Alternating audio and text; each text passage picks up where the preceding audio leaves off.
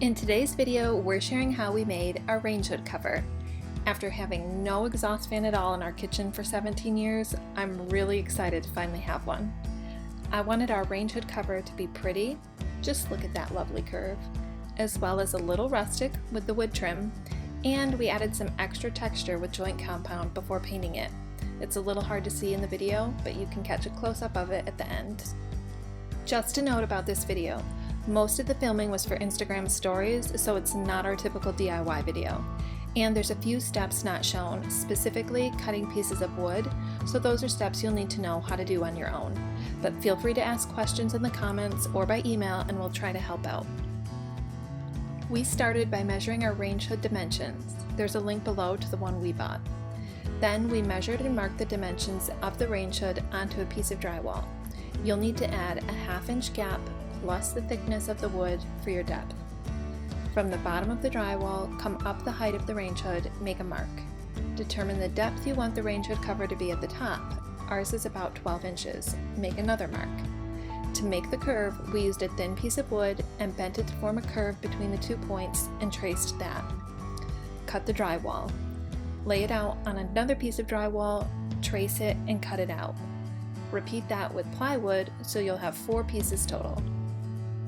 Next, we cut out the 2 back pieces, front piece, 5 cross pieces, and 2 range hood supports. The back and front pieces and 2 range hood supports are 3/4 inch wood. The cross pieces that the drywall will be attached to is 2x4 cut in half. These will be cut to length according to the specific dimensions for your range hood. Pre-drill and screw in the cross pieces. The range support pieces need to be set in the height of the range hood, lining up where the screw holes on the range hood are located so that you can screw your range hood into those. Measure and mark where you are hanging it on the wall. Find your studs, mark the location on the back pieces where the studs are. Pre-drill holes where the studs are. Install the cover on the wall with screws. Next, we installed the range hood. Sorry, we didn't get that on film. Follow the directions that come with your range hood for installing that. You can see a close-up of what our range hood looks like at the end of the video. Since we were adding wood trim to the bottom of our range hood cover, the next step was cutting down the drywall side pieces to leave room for the wood. Once that was cut off, we screwed the side drywall pieces to the frame. Once the drywall side pieces are on, measure the width of the front of the cover. To get the height, measure along the curve from the ceiling down to the bottom of the side drywall.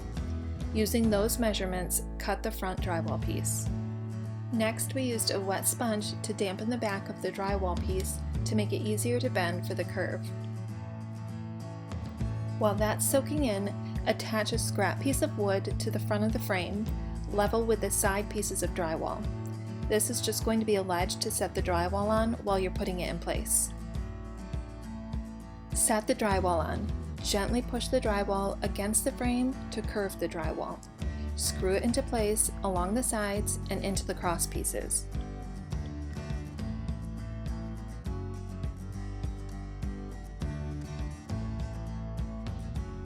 Use flexible corner bead and cut to the length of your corners.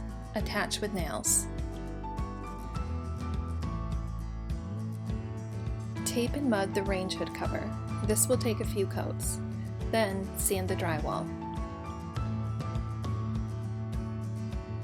The next step was how we added texture to our cover. We used joint compound and a knife to apply texture to the range hood cover.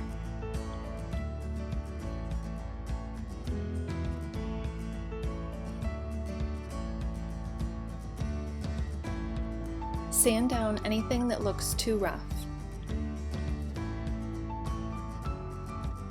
Next, we attached a strip of 1/4 inch wood to the bottom of the plywood, just to make it look prettier from underneath.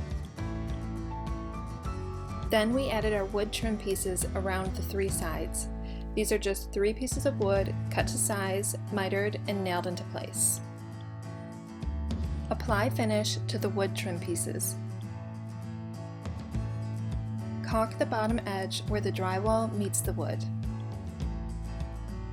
Then, prime and paint, and you're done.